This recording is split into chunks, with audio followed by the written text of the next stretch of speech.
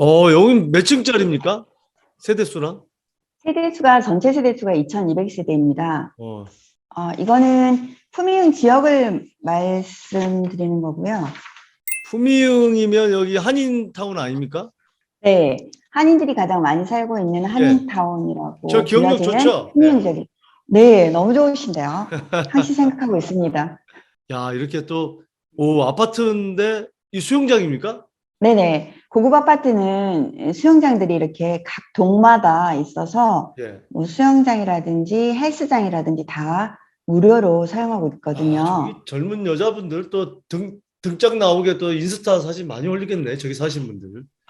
네. 예. 아, 이게 커뮤니티 시설이 이렇게 돼 있고. 네, 아이들, 자녀분들이 있는 경우에는 이렇게 잘 되어 있죠. 이 지금 보여지는 집은 투룸입니다. 어, 투룸인데 이렇게 임대를 하기 위해서 투자자분이 이렇게 다 세팅을 해놓은 거죠.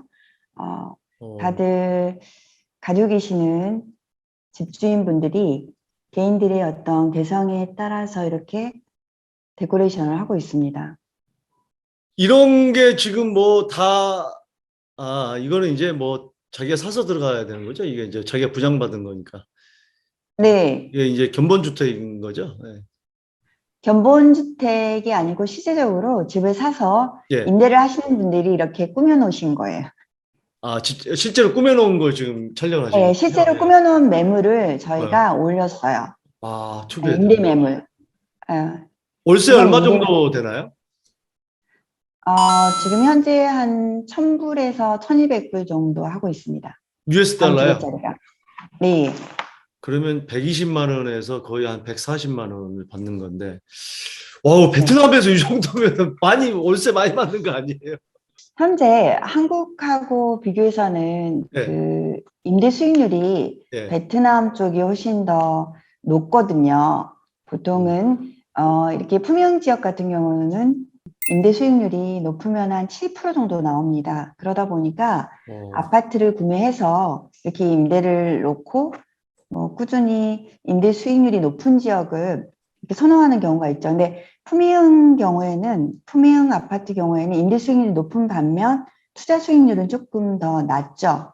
예를 들면 말씀드렸던 것처럼 작년 대비해서 또 2018년도 대비해서 40에서 150% 정도 예, 올라간 예, 경우에 예. 40% 정도 올라간 게 저희가 봤을 때는 품위흥 지역이라고 봅니다. 근데 이제 임대 아, 수익이 꾸준히 있기 때문에 임대 수익률과 투자 수익률을 이렇게 합산하게 되면은 그게 또 어느 쪽을 더 뭐 그렇게 큰 차이가 많이 나지는 않습니다. 왜냐하면 상대적으로 2TM의 경우에는 임대가 조금 임대 수익률이 낮고 공실률이 좀 높은 편이거든요. 음, 이거는 방 3개짜리 예. 110 스퀘어미터, 이거는 이제 110제곱미터고요. 예, 110제곱미터고 예, 그다음에 집을 임대를 놓을 때 이렇게 노옵션으로 놓는 경우도 있습니다. 방 2개짜리 아까 보셨던 예, 매물 같은 경우에는 뭐 소파라든지 식탁이라든지 예. 가전제품이 다 구비되어 있는데 이 집 같은 경우에는 집주인이 그런 옵션을, 그러니까 풀옵션 이런 가구라든지 그다음 전자제품을 어, 제공하지 않고 이런 커튼까지 마감하고 이렇게 하는 경우를 저희가 보통 임대를 할 때 노 옵션으로 임대를 한다라고 이야기합니다. 노 옵션이면 그만큼 조금 더 저렴하겠죠, 아무래도 임대료가. 네, 맞습니다. 예. 풀옵션에 비해서 200불에서 300불 정도 저렴합니다. 그러니까 풀옵션 해주고 돈을 더 받느냐, 네, 옵션을 안 해주고 덜 받느냐, 이제 그거는 임대인이 알아서 결정할 문제고. 네, 맞습니다. 근데 이제 옵션이 없으면은 더 들어올 사람이 더 드물지 않을까요? 아무래도 풀옵션 쪽으로 가지 않을까요? 네. 근데 이제 지역에 따라 좀 다른데, 예. 품위형 한인이 많이 사는 데는 또 고객분들이 본인들의 그런 가구라든지 가전제품을 가지고 계시는 분들도 계세요. 그래서 또, 노옵션을 찾는 분들도 꾸준히 있습니다. 이거는 방 2개짜리입니다. 이건 85스퀘어미터. 제일 처음에 보여드렸던 영상은 예. 방 2개짜리였지만 98스퀘어미터, 지금 보여드리는 영상은 방 2개짜리지만 85스퀘어미터가 음. 되죠. 그러니까 방이 두 개라도 그 면적이 조금 달라지는 경우가 있고, 이렇게 뒤쪽 뷰, 뷰가 그러니까 지금 베란다 여기 어떤 뷰인가요, 이게? 뒤쪽에 빌라가 4층짜리가 있고 저 넘어서 강이 또 보이기도 하거든요. 어, 그래서 굉장히 조용하고 그다음에 이렇게 공원들이 많이 보이기 때문에 안정적이고 상쾌하죠. 쾌적한 환경을 가지고 있습니다. 또 막히는 좋습니다. 뷰가 그 없어가지고 이제 너무 내부는 좋아서. 맞고 위치가 네, 어느 쪽에 있는지 한번 볼까요? 아무래도 조금 전에 얘기를 하셨지만 지금 미드타운입니다. 7군에. 미드타운. 미드타운이면은 지금 여기 이제 보면은 강을 주변에서 1군이나 2군, 여기 뭐 1군이나 뭐 요 강 주변에서 요런 데가 이제 비싼 지역이잖아요. 네, 맞습니다. 예. 그 근데 이제 앞으로 지금 엠파이어시티라는 거를 미드타운은 여기는 이제 한인타운이 많이 있고 한인들이 많이 있는 요 지역이 좀 떨어진 지역이어서 집값은 덜 네, 올랐지만 수익률은 좀 높다. 그렇게 말씀을 지금 하신 것 같습니다. 네, 맞습니다. 예. 대표님. 이게 미드타운이 그 기본적으로 품위흥 안에 있고 품위흥 안에서도 세대수가 굉장히 많습니다. 그리고 미드타운 옆으로 학교들이 다 있어요. 한국 예. 학교, 그다음에 대만 학교, 그다음에 일본 학교 이렇게 다 있거든요. 베트남 학교, 캐나다 국제학교 이렇게 있다 보니까 걸어서 도보로 학교를 갈 수 있는 굉장히 장점이 있고 어. 어, 그런 장점을 가지고 있으면서 안정적인데 조금 시내하고 이렇게 출퇴근하시는 바깥 분들, 그러니까 남편분들이 출퇴근하고 이럴 때 조금 교통 시간은 소요가 되죠. 근데 교통 이 시간이 단지 중심권에서는 조금 내에서라든지 멀다.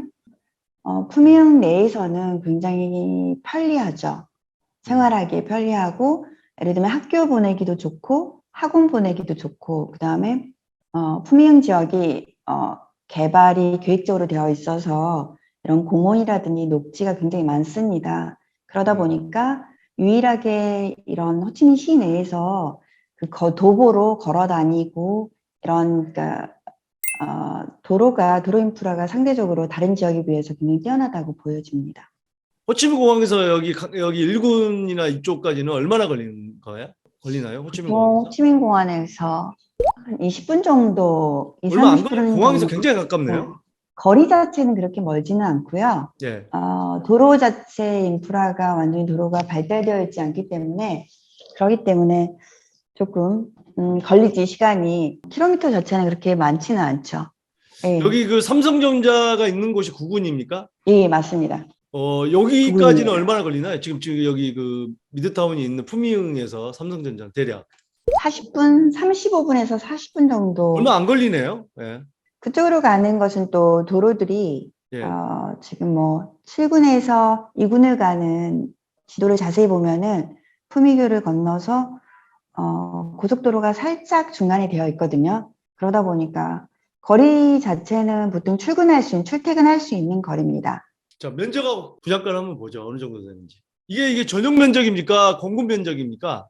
공급 공급 면적입니다. 면적. 예. 그러면은 보통 110제곱미터가 우리나라 한 30평 정도 되는 거고 공급 면적이니까 네, 네, 85제곱미터가 24, 5평형 우리나라 아파트 그렇게 보면 됐고 네, 64제곱미터가 18평형 뭐 이 정도로 보면 좋을 것 같은데 그죠?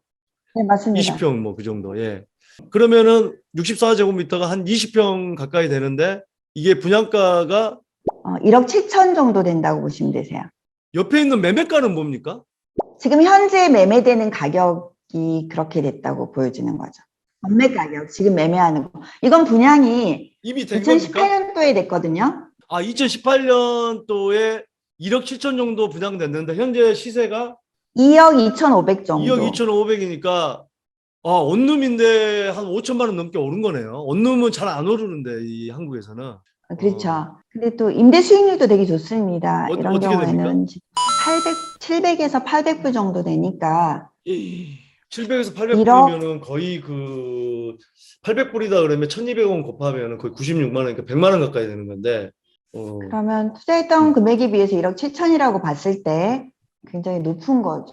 3번 같은 경우에는 이제 예, 85스퀘어미터고 예, 분양가는 57억 동. 예. 57억 동이면은 저희가 보통 통상 이야기하기에는 2억 7,500 정도로 이야기를 이거를 하고요. 2018년에 2억 7,500 정도로 한국 돈으로 분양을 했는데 지금 시세가 이제 73억 동이면 3억 6,500 정도라고 보시면 됩니다.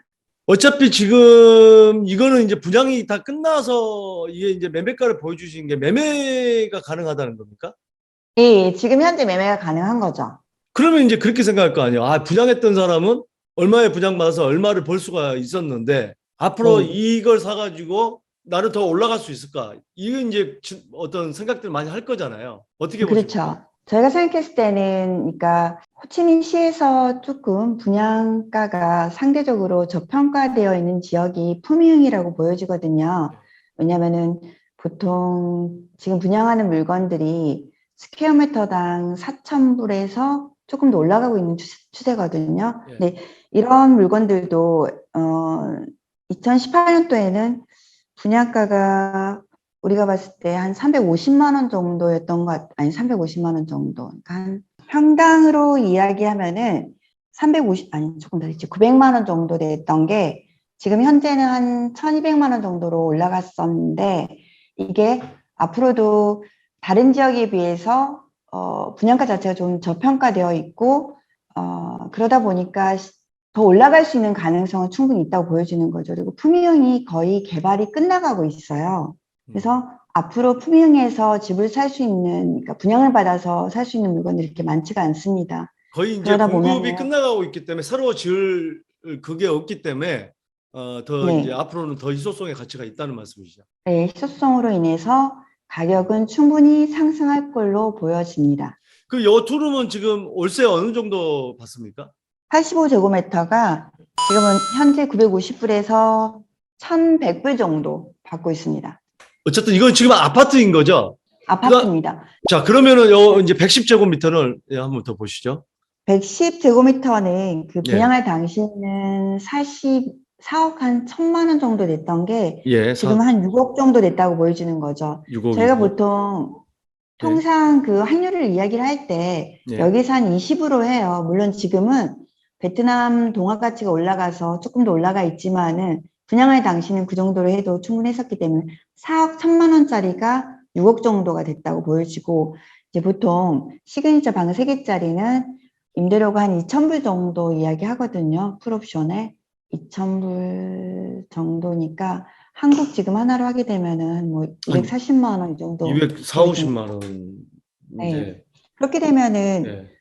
6억에 대해서 우리가 수익률을 계산하다 보면은 한 5% 가까이 나오겠네. 10% 정도 가까이 나온다고 보여지죠. 예. 네. 보통 이제 한국에서는 아파트는 수익률이 별로 나오지 않아요. 뭐 잘해야 뭐 3%, 2%. 근데 여기는 아파트지만 4에서 5%가 나오고 또 많이 올라갈 수 있는 부분. 일단 여기 이제 품위응에 대해서 이제 알아봤고